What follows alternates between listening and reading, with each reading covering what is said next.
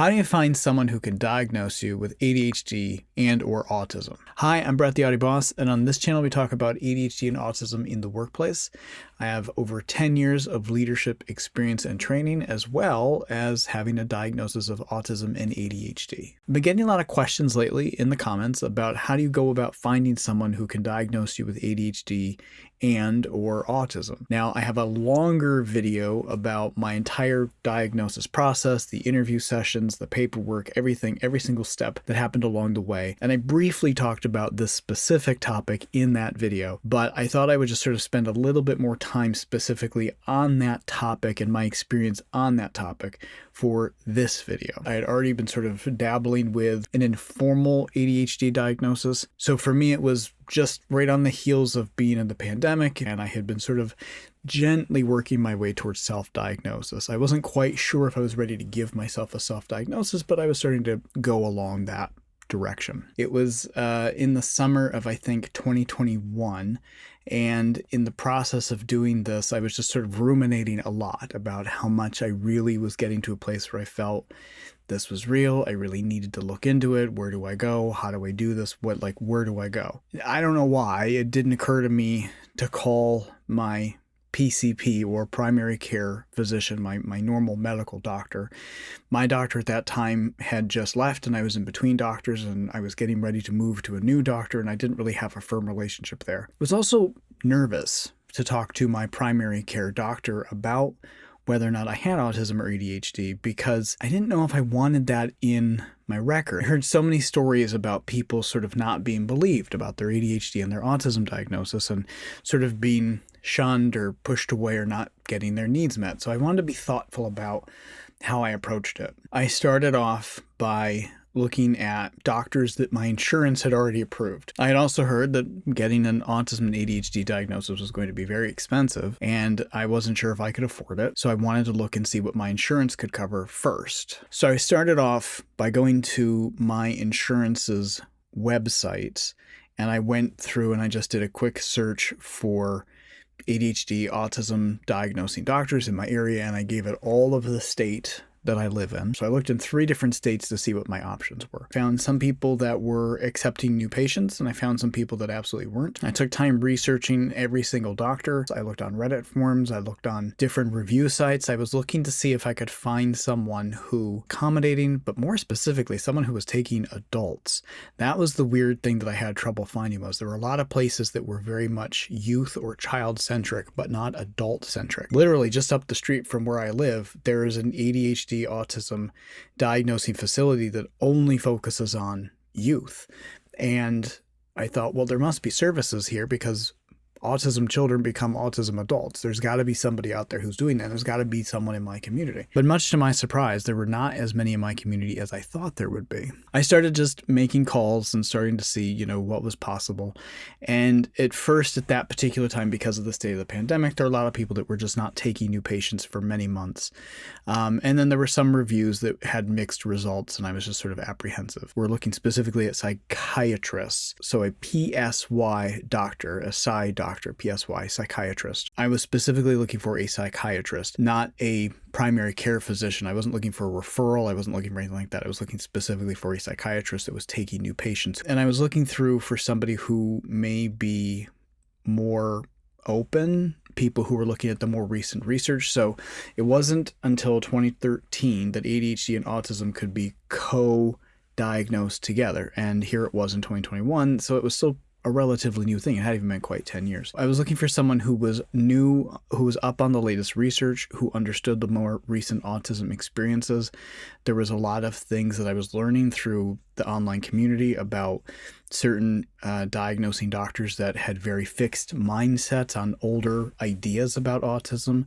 And so I was looking for someone who was at least plugged into the most recent updated things about autism and specifically ADHD and together. As I was looking for this, I was sort of researching everyone's writing, everyone's thinking, any comments, reviews that other patients had posted online. So I was just trying to find somewhere where there was a good fit. It was really hard to get in anywhere to anybody at that time, and I wasn't getting a clear sense of what the cost was. So I had actually actually then pivoted back over to the website Embrace Autism, which, while they're based out of Canada and they can't take my insurance, they do offer both all of the diagnosing information for free on their website, so you can proceed with the self-diagnosis.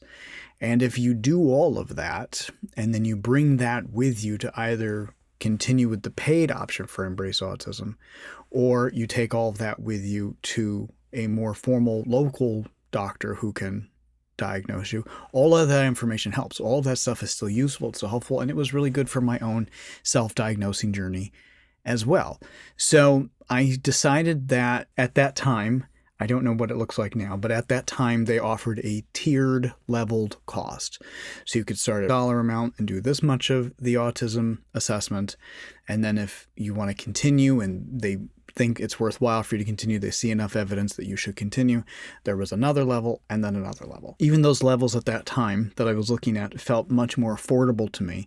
They were still expensive, but they were more affordable to me than anything else I was seeing anywhere else. So I thought, okay, why not? We'll do the first level, see how it goes, and we'll see where it goes from there. So I did the first level, and as I was going through that process, there was, again, I'm going to point to my video where I talk about the entire process. The details are in that specific video, so I will leave that details for that video. But as I was going through the first round of that process, I actually got a phone call from one of the medical offices, one of the psychiatric offices that I had left messages with to try to get on a waiting list. They had actually called me in the middle of this process with Embrace Autism and said, hey, we can take you in. We have somebody who can see you. It's going to be a few months, but we'll get you on the waiting list. And then you can do it. And at this time, this was now late September, early October. And the soonest that they could see me was late November. I continued that first stage, that first level of process with information from Embrace Autism. Everything came back pre-diagnosis saying essentially all the signs are here. There's enough that if you wanted to continue, you would probably find yourself with an autism diagnosis, but we can't formally diagnose you until we complete the process, and we do this, this, this, and this. They walked me through it. I talk about it in the other video. And so I decided to then just stop there and take everything that I had gained at that point and take it to this other psychiatric doctor who was going to see me in a few months. So I decided for me that was enough. That was as far as I needed to go for Embrace Autism. And I was going to sit on everything else until I went to the next one. But also at that stage, that was enough for me to feel self-diagnosed.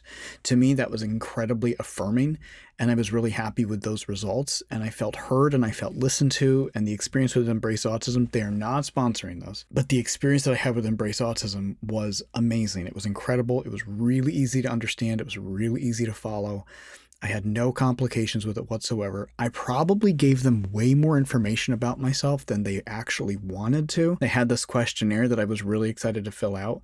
And even though it was more information than they probably needed, that process of filling out that information was so helpful for me, for unmasking, for discovering parts of myself, questioning myself, helping me understand different parts of my autism throughout the years, really understanding myself and where I was coming in from, and just all of these different things.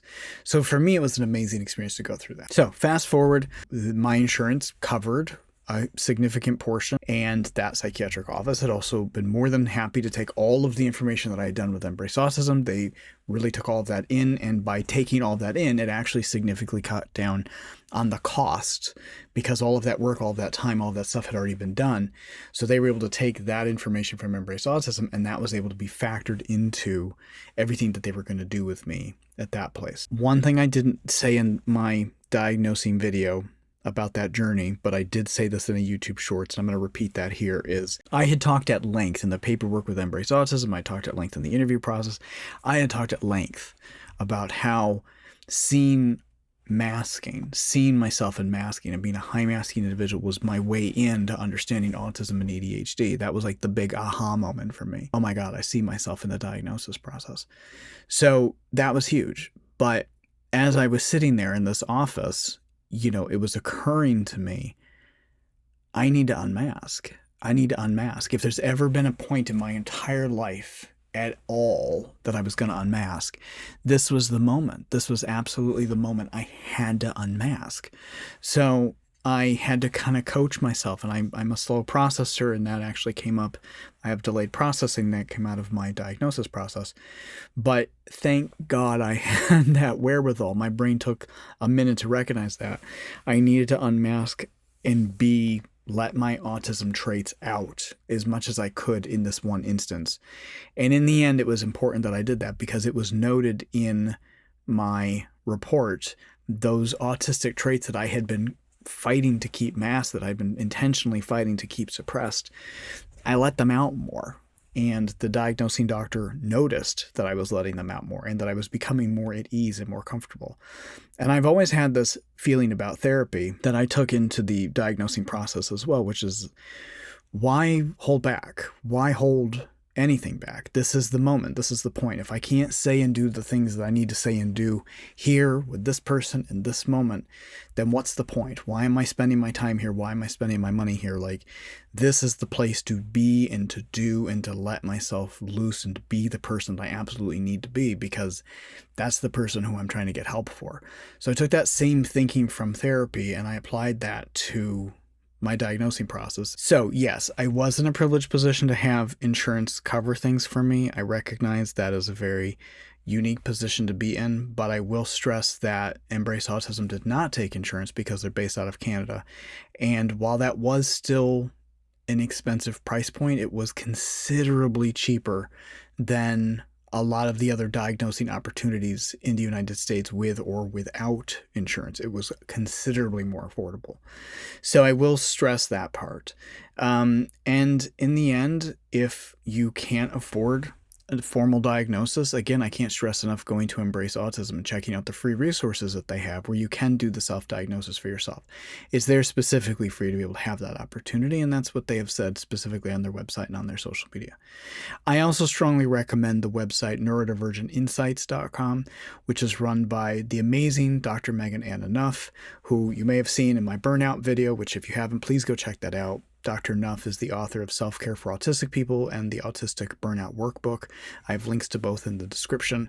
Dr. Nuff has a tremendous amount of free resources on their website. One of those free resources is a directory where you can look for autistic and ADHD therapists. I hope some of that was useful. I hope it was helpful. If you want to check out my whole video about the diagnosis process, the interview session, all of the questionnaires and everything that I went through, please do check out that video on my channel. And please like and subscribe to the channel. It really helps my channel grow and helps get this information out to more people. I tend to only speak to my specific experience, which I hope can help people. Thanks for watching. Please like and subscribe and check out some of the other videos while you're here on the channel. Thanks for watching.